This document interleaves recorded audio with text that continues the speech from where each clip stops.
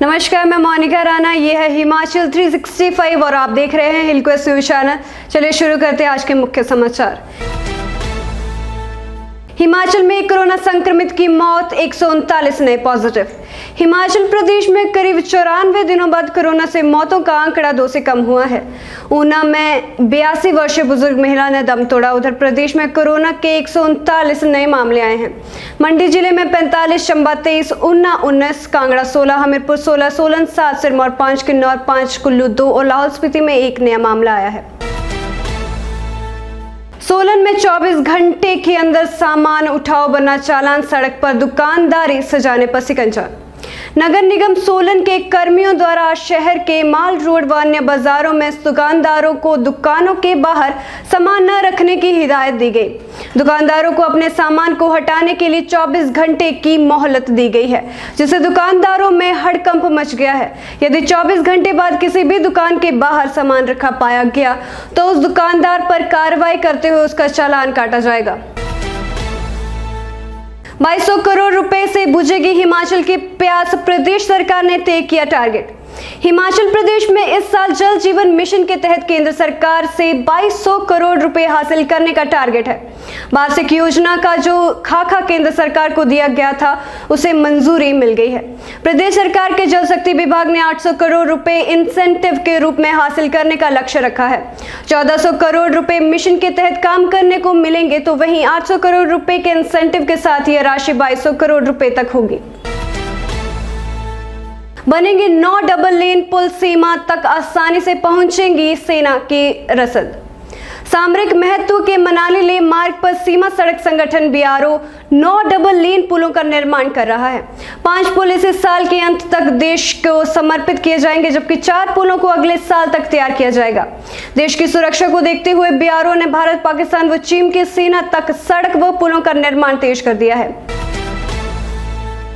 अवैध खनन में शामिल लोगों पर कड़ी कार्रवाई करे अधिकारी, सीएम जयराम ठाकुर ने दिए निर्देश। अवैध खनन पर रोक लगाने के लिए सरकार गंभीर हो गई है।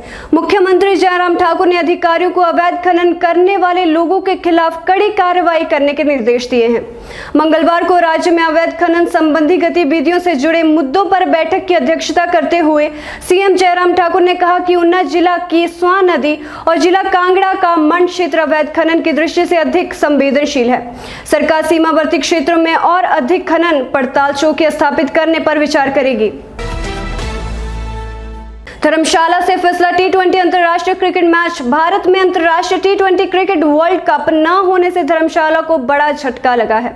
इस साल देश में अक्टूबर-नवंबर माह में होने वाले टी20 वर्ल्ड कप का पहला मैच धर्मशाला के एचपीसीए स्टेडियम में हो सकता था, मगर कोरोना महामारी की तीसरी लहर को मद्देनजर रखते हुए बीसीसीआई ने एहतियातन कदम उठाते हुए भारत में टी20 वर्ल्ड कप आयोजित न करवाने का निर्णय लिया है। मां श्री नैना देवी मंदिर आने के लिए 1 वे ट्रैफिक व्यवस्था, पुलिस ने तैयार की रूपरेखा। विश्व विख्यात शक्तिपीठ मां नैना देवी मंदिर कल से श्रद्धालुओं के दर्शनार्थ खुलने जा रहा है, जिसे लेकर सभी तैयारियां पूरी हो गई हैं। वहीं यहां ट्रैफिक व्यवस्था को सुचारू रूप से चलाने के लिए पुलिस प्रशासन ने रूपरेखा तैयार कर ली है। मंदिर तक आने के लिए 1 वे ट्रैफिक व्यवस्था रहेगी। कुल्लू मारपीट प्रकरण, एसपी पीएसओ की गलती, गंभीर सख्त कार्रवाई की सिफारिश।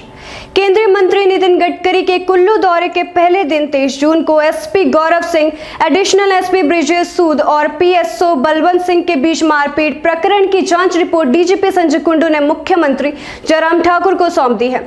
सूत्रों के अनुसार इस रिपोर्ट में एसपी गौरव सिंह और मुख्यमंत्री के पीएसओ बलवंत सिंह की गलती को गंभीर माना है, जिसके चलते दोनों पर सख्त कार्रवाई की सिफारिश की गई है। ढली के बाद अब कैथली घाट वाले हिस्से में भी 4 लेन पर विवाद। ढली के बाद अब कैथली घाट से लगते आनंदपुर, कोट और सोखी पंचायतों में भी 4 लेन पर विवाद खड़ा हो गया है। ग्रामीणों ने इस महत्वाकांक्षी सड़क को सीधा बनाने की जगह इसे ऊपर नीचे और ऊबड़ खाबड़ बनाने पर आपत्ति जताई है और व्यापक जनहित देखकर इसकी दोबारा से अलाइनमेंट करने की मांग उठाई है। घर में सो रहे व्यक्ति पर फायरिंग, खनन माफिया के खिलाफ की थी शिकायत। नगर परिषद संतोषगढ़ के वार्ड नंबर 8 के तहत मंगलवार देर अज्ञात लोगों द्वारा निर्माणाधीन मकान के स्टोर में सोए हुए व्यक्ति पर फायरिंग का मामला सामने आया है।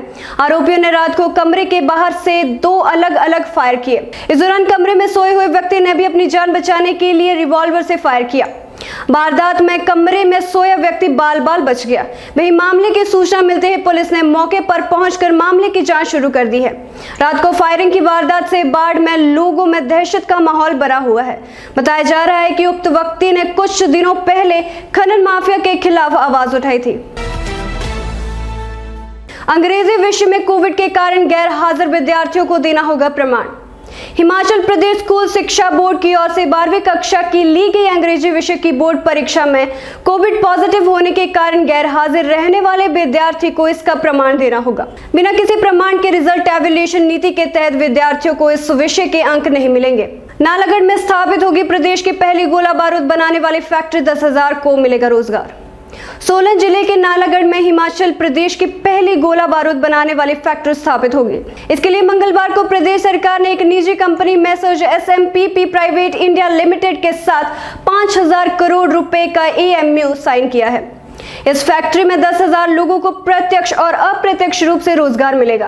प्रदेश में फैक्ट्री लगाने के लिए निजी कंपनी को करीब 1,000 एकड़ जमीन की जरूरत होगी।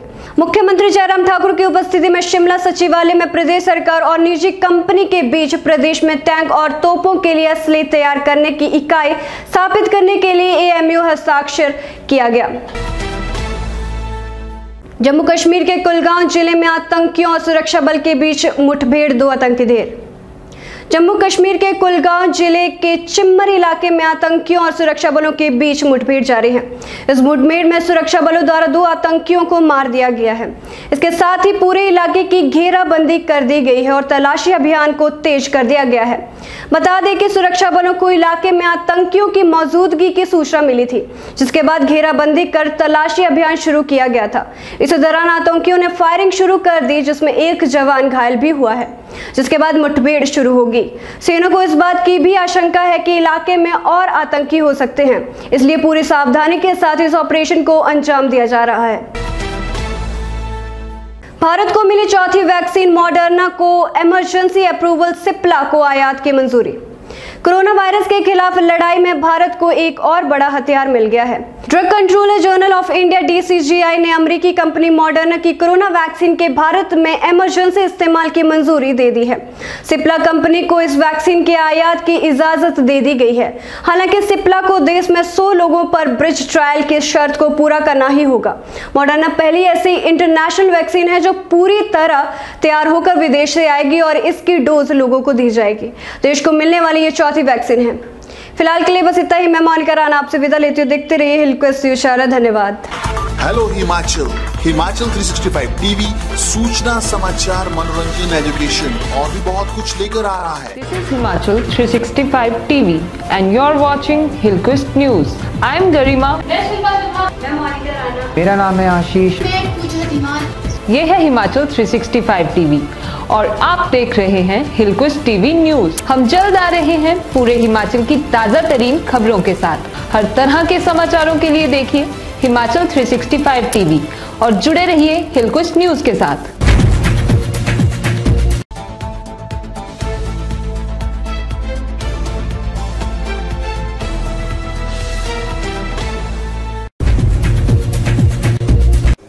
धूमल क्यों हारे? सरकार जो है वो कानून व्यवस्था को नियंत्रित करने में नाकाम हो रही है। इसमें जो दोषी लोग हैं वो जेल की सलाखों के पीछे। तो rift in the party that has led to the defeat in previous election. Rift कोई नहीं थी पार्टी में। ग्रामीण शिमला की बात करते हैं। Unprecedented amount of development work in this constituency. बात है कि हमीरपुर मेडिकल कॉलेज के लिए जो फॉरेस्ट क्लियरेंस थी वो भी भारतीय जनता पार्टी की वजह से डिले हुई। हमने केंद्र से फॉरेस्ट क्लियरेंस करवा कर दी।